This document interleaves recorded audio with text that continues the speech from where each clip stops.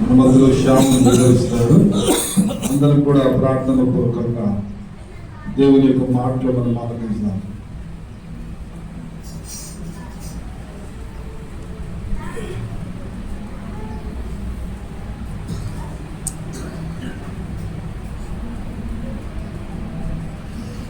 దేవుని నామములో వచ్చిన వాళ్ళందరూ చిన్న ప్రార్థన చేసుకొని స్టార్ట్ చేసుకుంటాం. స్తోత్రం స్తోత్రం పరిశుభ్రాలు మీకు సన్నిధిలో మనందరినీ చేసిన ఎంతో మంది ధన్యతను మాకు ఇచ్చిన తండ్రి మీకు సన్నిధిలో ప్రభావ మిమ్మల్ని ఆరాధించడానికి ఇచ్చిన స్తోత్రాలు ఇచ్చిన తండ్రి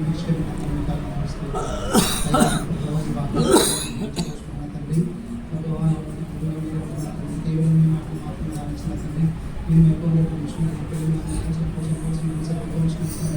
మీకు సమగ్రమైన ప్రభావ మీ వాక్యం ద్వారా మాతో మాట్లాడండి. మా యొక్క జీవితాన్ని సరి చేసుకోవడానికి సాయం చేస్తాం.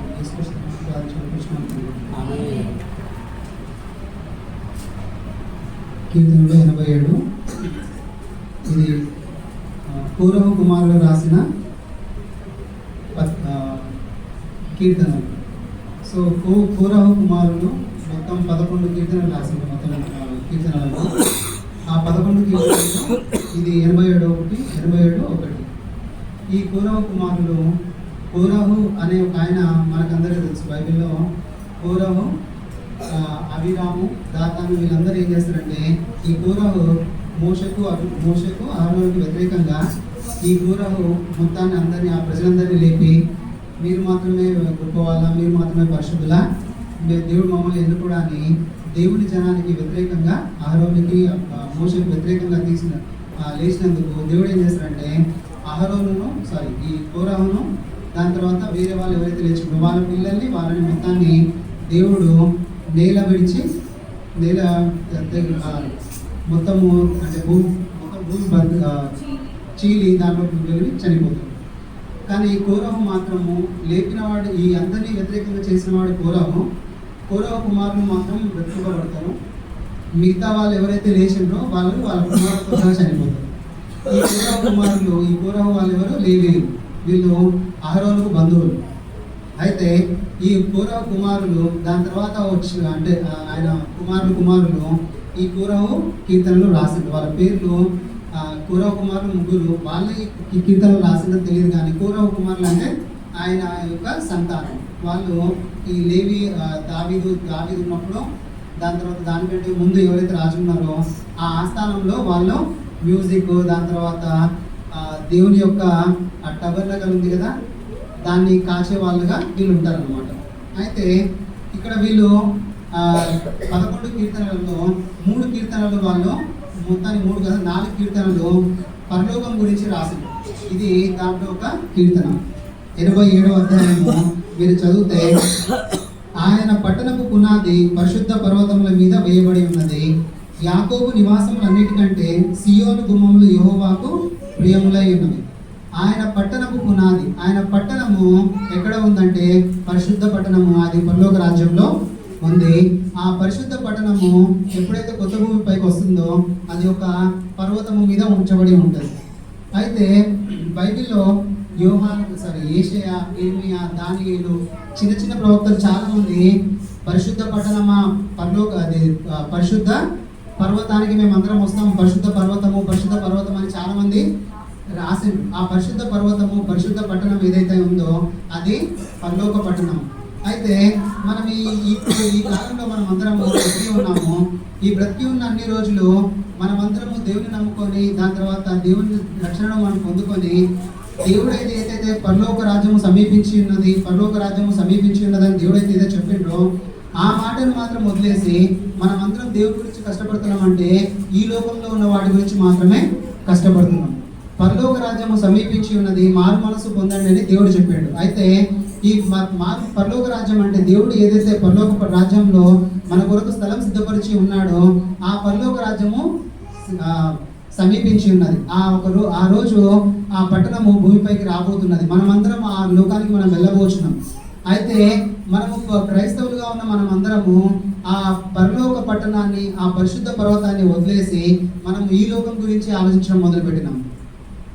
మనము అందరం క్రైస్తవులు చాలా మంది ఏదైతే మనము రక్షణ పొంది ఆ పరలోక రాజ్యానికి వెళ్ళాలని కలలు కంటున్నామో, ఆ పరలోక పట్టణం అనేది మైండ్లో నుంచి పోయి ఈ లోకం గురించి ఆలోచించడం మనం ఇంకో స్టార్ట్ చేసినాం. అయితే కోరహ కుమారులు ఎప్పుడో వాళ్ళు యేసుక్రీస్తు రాకముందే పరలోక పట్టణాన్ని గురించి రాస్తా ఉన్నారు. పరిశుద్ధ పర్వతమా, పరలోక పట్టణపు పునాది ఆయన పరిశుద్ధ పర్వతముల మీద వేయబడి ఉన్నది. ఇక్కడ సియోను పట్టణము, అలాగే పరిశుద్ధ పర్వతం, ఈ రెండు దేనికి సూచించబడి ఉన్నాయంటే దేవుని యొక్క పరలోక రాజ్యానికి సూచించబడి ఉన్నది. ఈ పరలోక రాజ్యము మనకు సమీపించి ఉన్నది. మనము ఈ లోకం గురించి వదిలేసి మనము లిటరల్ ఒక మాట చెప్తాను. నేను ఇప్పుడు 40 సంవత్సరాల దగ్గర 38 సంవత్సరాలు, ఇంకా ఎన్ని సంవత్సరాలు బ్రతుకుతానో నాకు తెలియదు కదండి. అయితే మనకందరికీ మనం ఎన్ని సంవత్సరాలు బ్రతుకుతామో తెలియదు. అయితే ఆ పరలోక రాజ్యము సమీపించున్నది, నేను అక్కడికి వెళ్ళాలా అని మనకు ఎంతమంది మైండ్లో ఉంది? మనం రక్షణ పొందినము, మనం పరలోక రాజ్యానికి వెళ్ళాలి, ఈ మాట అనేది మైండ్లో ఉండి మనం ఎంతమంది ఆలోచిస్తున్నాము ఈ రోజు లేచి నేను పరలోకం గురించి ఏమైనా చేస్తున్నానా అంటే దేని గురించి? పరలోక రాజ్యం నేను వెళ్ళాలి, నేను మరి నా మారు మనసు పొంది పరిశుద్ధ పట్టణానికి నేను ఎదురు చూస్తున్నానా? ఎంతమంది మనము ఈ లోకం గురించి ఆలోచిస్తా ఉన్నాం? పొద్దున్న లేస్తే మనం అది చేయాలి, ఇది చేయాలి, దాని గురించి చేయాలి, దీని గురించి చేయాలి, ఇవే ఆలోచనలు తప్ప అవును నేను రేపు ఉండను, ఎల్లుండి ఉండను, 15 సంవత్సరాల తర్వాత ఉండను, పరలోక రాజ్యం సమీపిస్తున్నది, మరి నేను ఆ పట్టణానికి నేను ఎదురు చూస్తున్నానా? ఆ పరిశుద్ధ పట్టణానికి మనం వెళ్తున్నామా? వెళ్ళడానికి నేను సిద్ధంగా ఉన్నానా లేదా?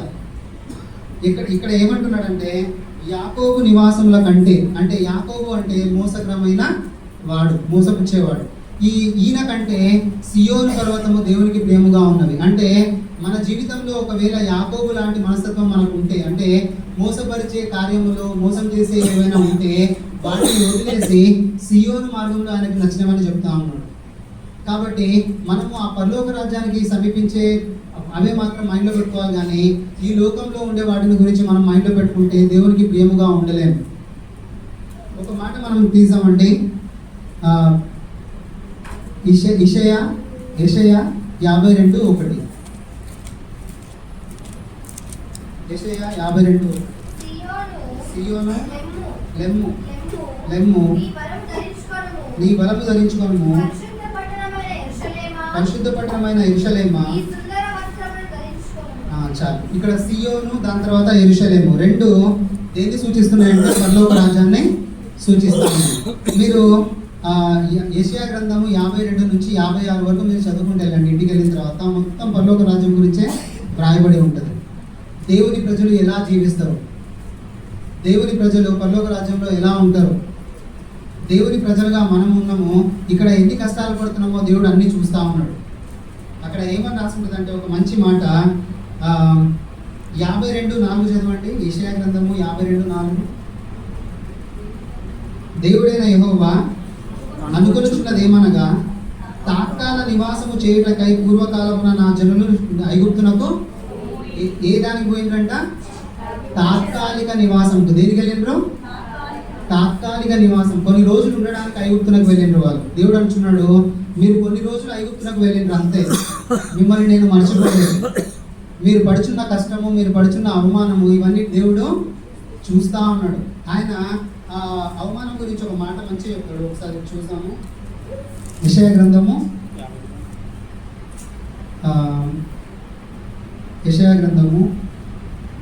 1:26.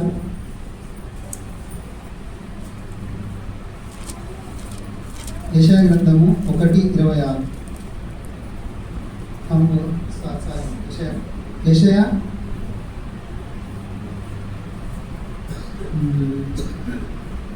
60:20-22.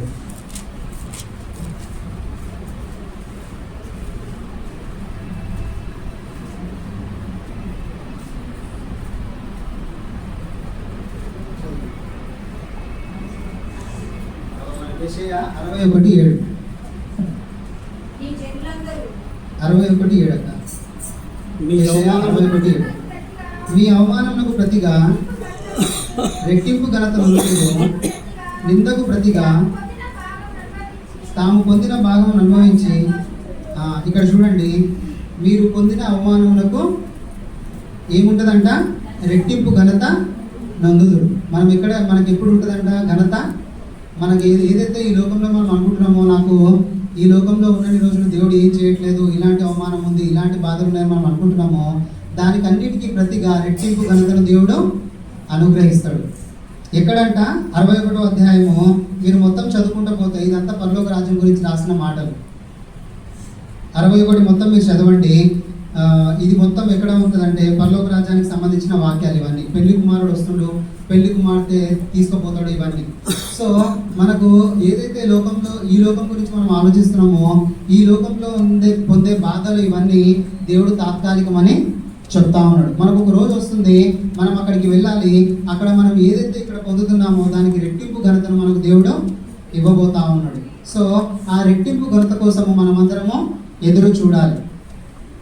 అలాగే మీరు చూడండి, హీబ్రూ 12:22, హీబ్రూ 12:22 నుంచి 24 వరకు. హెబ్రీలకు రాసిన పత్రిక 12:22. ఇప్పుడైతే సియోనును జీవము గల దేవుని పట్టణమునకు అనగా పరలోకము ఎక్కడేమునకు వేవేల కొలది దేవదూతల యొద్దకును పరలోకమందు రాయబడి ఉన్న జ్యేష్ఠుల సంగమునకును వారి మహోత్సవమునకును అందరి న్యాయాధిపతి అయిన దేవుని యొద్దకును సంపూర్ణ స్థితి పొందిన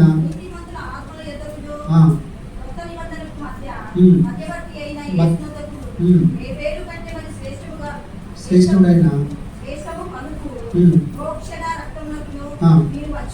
మనం ఎక్కడికి వచ్చి ఉన్నామంట? పరలోక పట్టణానికి మనం వచ్చి ఉన్నామంట. దేవుడు ఏమని చెప్తున్నాడంటే, సియోను పట్టణమునకు అనగా పరలోక పట్టణమునకు, అలాగే దేవుని యొద్దకు మనమందరము, యేసుక్రీస్తు యొద్దకు మనమందరము వచ్చి ఉన్నాము. దేవుని యొద్దకు మనమందరము వచ్చి ఉన్నాము. కాబట్టి ఆ పరలోక పట్టణానికి మనమందరము వచ్చి ఉన్నాము. ఎలా వచ్చి ఉన్నాము? రక్షణను సంపాదించుకొని మనమందరము వస్తున్నాం. మరి ఈ లోకంలో జీవిస్తున్న మనమందరము, ఈ లోకం అంటే మన ఫోకస్ అనేది ఎక్కడికి షిఫ్ట్ అవ్వాలంటే పరలోక రాజ్యానికి షిఫ్ట్ అవ్వాలి. ఈ లోకంలో ఉన్న వాటి గురించి ఆలోచించడం కంటే ఎక్కువగా దేవుని గురించి మనం ఆలోచించడం మొదలుపెట్టారు. 12 మంది శిష్యులు వాళ్ళ జీవితం గురించి వాళ్ళు ఒకవేళ ఆలోచించి ఉంటే వాళ్ళు అలా చెప్పబడి ఉండేవాళ్ళు కాదు. మా ఉండే 50 సంవత్సరాలు, 60 సంవత్సరాలు, 100 సంవత్సరాలు మా పిల్ల పాలపాలతో మేము బతుకుండొచ్చు కదా, ఎందుకు మేము చనిపోవాలని అనుకుంటుంటే ఆ 12 మంది అలా చనిపోయి ఉండేవాళ్ళు కాదు. ఎందుకంటే వాళ్ళు దేన్ని గొప్పగా భావించుకున్నారంటే, వచ్చే ఒక లోకం ఉంది, ఆ లోకం మేము యుగాల్లో దేవుని యొక్క మందిరంలో దేవుని యుద్ధ మనము నివసిస్తాము, అక్కడ అందరితో కలిసి ఉంటామని వాళ్ళు నమ్మిండ్రు. కాబట్టి వాళ్ళు ఈ లోకంలో ఉన్న వాటి గురించి ఆలోచించలేదు. చనిపోతామని చనిపోయిన వాళ్ళు దేవుని గురించి. కాబట్టి మనం దేని గురించి ఆలోచిస్తున్నాం? ఇంకా ఈ లోకంలో ఉండే వాటి గురించా, దేవుని యొక్క రాజ్యం గురించా? యెషయా గ్రంథము 65వ అధ్యాయము, యెషయా 65 లేకుంటే 60 తీయండి. యెషయా 60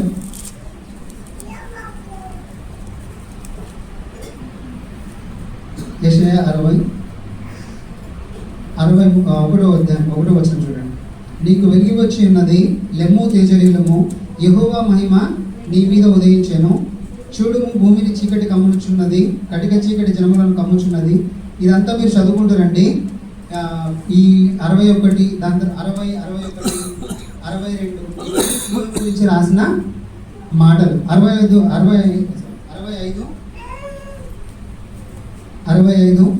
17. ఇదిగో నేను క్రొత్త ఆకాశము క్రొత్త భూమిని సృజించుచున్నాను, మునుపటివి మరువబడును, జ్ఞాపకములకు రావు.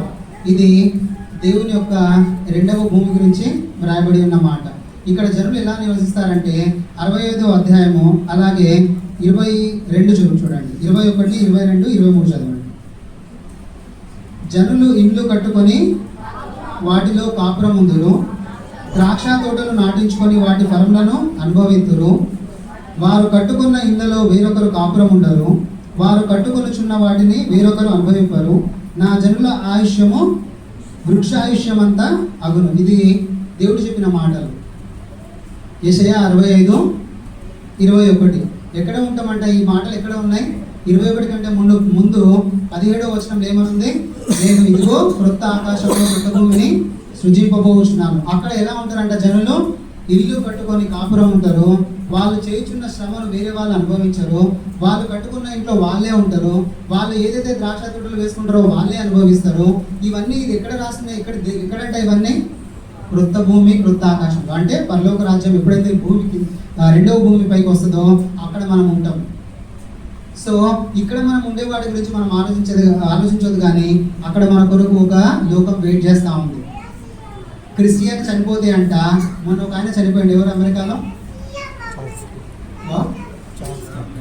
చార్లెస్ యూదుడు 31 సంవత్సరంలో చనిపోయాడు. అయితే ఆయన గురించి రాస్తూ కొంతమంది ఏమన్నారంటే, you can kill the Christian but you can it is just change the you are just changing the address. You are not killing the Christian but you are changing their address. అంటే క్రైస్తవుల్ని ఎవరు చంపలేరు, వాళ్ళ address మాత్రమే change అవుతుంది. ఆయన ఇక్కడ చనిపోయాడు, ఆయన అడ్రస్ ఎక్కడికి మారిపోయింది? పరలోక రాజ్యం మారిపోయింది. ఆయన యొక్క ఆధార్ కార్డు, మనందరి ఆధార్ కార్డు ఎక్కడ ఉన్నాయి? పరలోక రాజ్యంలో ఉన్నది. మన పౌరసత్వం ఎక్కడ ఉందంట? పరలోకమందు ఉంది. ఆయన ఇక్కడ చనిపోయింది అంతే. జస్ట్ ఇక్కడ అమెరికా నుంచి అడ్రస్ మారిపోయి పరలోక రాజ్యానికి వెళ్ళిపోయింది ఆయన అడ్రస్ అంతే. కాబట్టి మనం అందరికీ అడ్రస్ చేంజ్ అవుతుంది ఒకరోజు. ఈ అడ్రస్ చేంజ్ అయినప్పుడు మనము పరలోక రాజ్యానికి వెళ్తున్నామా నరకం వెళ్తున్నామా అనేది మనం గమనించాలి. మన దేవుడు మాత్రం మనందరికీ అడ్రస్ పరలోక రాజ్యంలోనే రాసి పెట్టిండు. ఆయన ఆల్రెడీ మనకు భూమి పునాదులు వేయబడక మనం అక్కడి నుంచే వచ్చినాం. కీర్తనలో 87:3 వచనంలో ఏమని రాస్తుంది? జనములందరూ అక్కడ నుండే వచ్చిరని మనము గ్రహిస్తారంట. 87 ఇందాక చదివినాం కదా.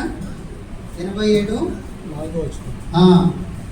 రాహాబును ఐగుప్తు బబులోనును నాకు పరిచయులని నేను తెలియచెప్పుచున్నాను. ఫిలిస్తీయ తూరు కూషులను చూడుము, వీరు అచ్చట జన్మించినని అందురు. ప్రతి జనము దానిలోనే జన్మించిననియు, సర్వోన్నతుడు తానే దాన్ని స్థిరపరచిననియు సియోను గురించి దేవుడు చెప్తున్నాడు. మనం అందరం ఒకరోజు వాళ్ళం. ఎక్కడ ఉన్న వాళ్ళము? దేవుడు బబులోను అంటే దేవునికి నచ్చని వాళ్ళు. బబులోను, రాహాబు, ప్రతి ఒక్కరు మంచివారైనా చెడ్డవాళ్ళైనా ఎక్కడి నుంచి వచ్చిందంట? అక్కడే స్థిరపరచబడ్డారు వాళ్ళు. ఎక్కడ? దేవుని పరలోక రాజ్యంలో నుంచే అందరం ఇక్కడికి వచ్చినాం. అంటే పరలోక రాజ్యం అంటే దేవుని యొక్క స్థలం నుంచే మనం అందరం ఇక్కడికి వచ్చినామని దేవుడు చెప్తా ఉన్నాడు.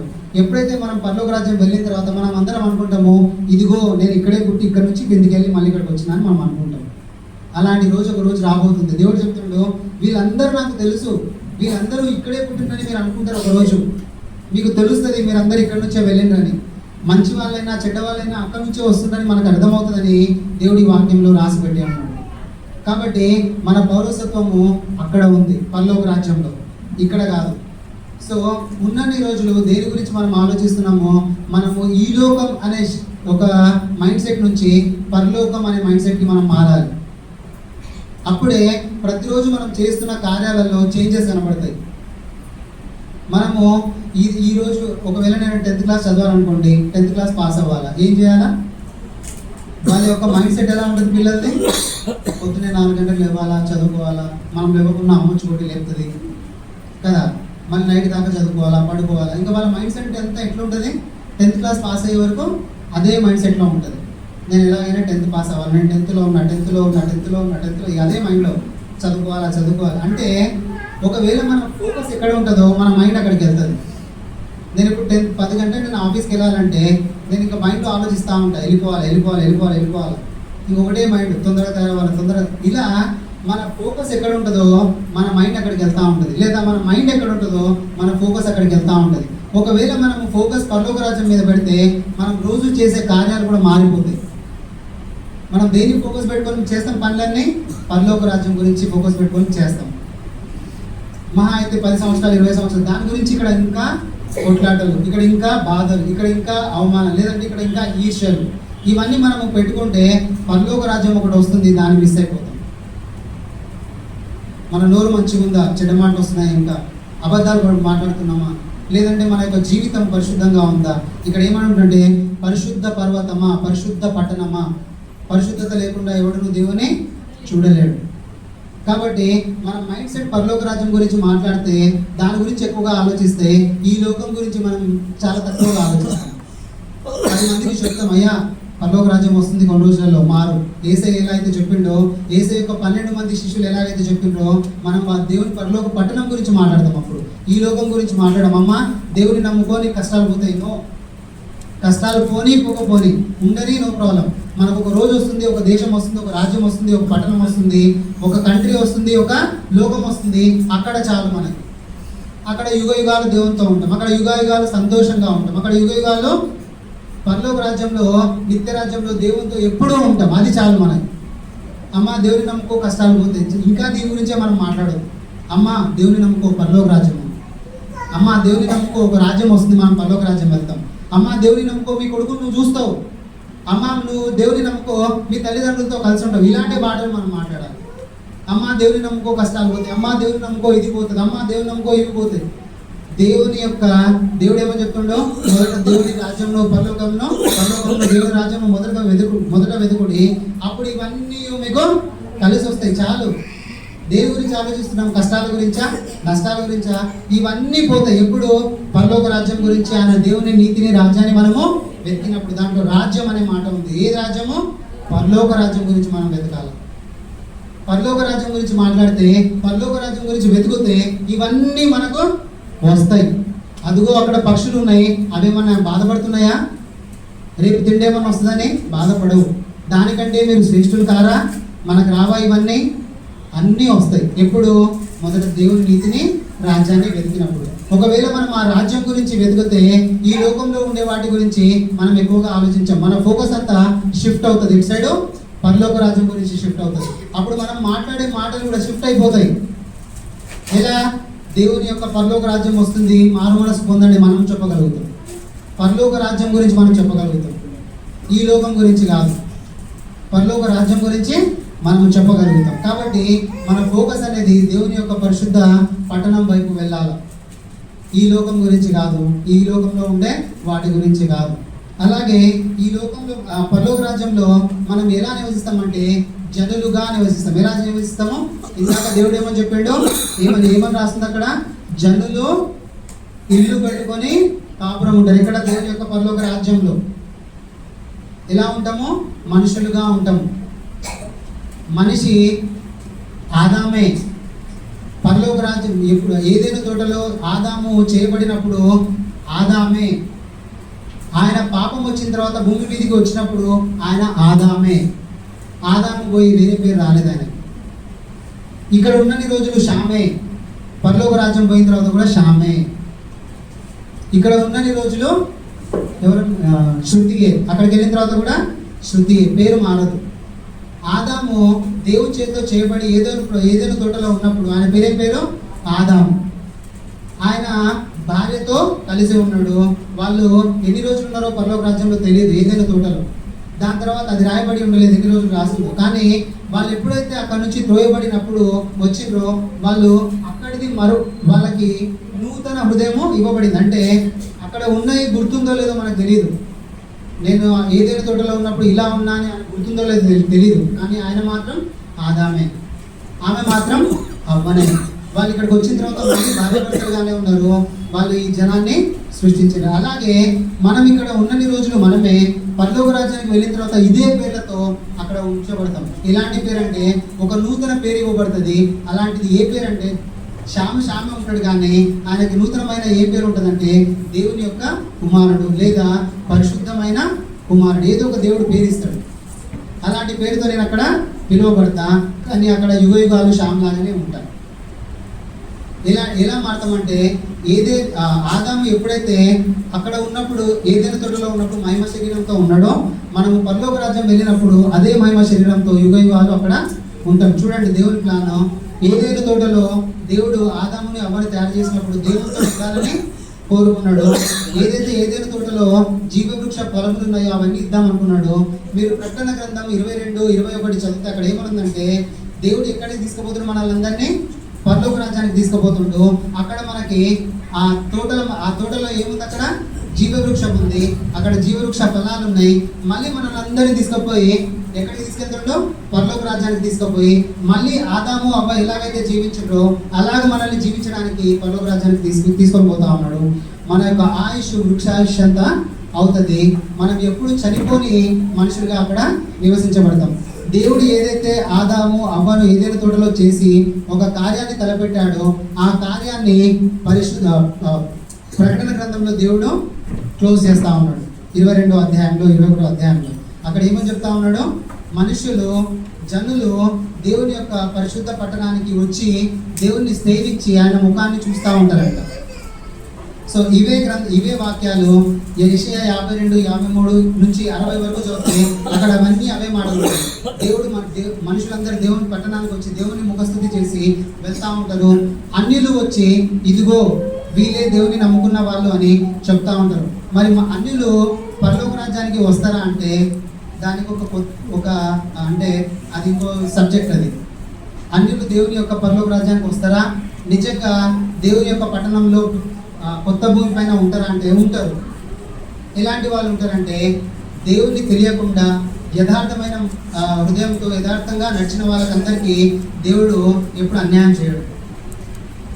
వాళ్ళు దేవుని నమ్ముకోకపోవచ్చు, కానీ వాళ్ళ జీవితంలో నీతి న్యాయం కలిగి జీవిస్తే వాళ్ళు కంపల్సరీ పరలోక రాజ్యం వస్తారు.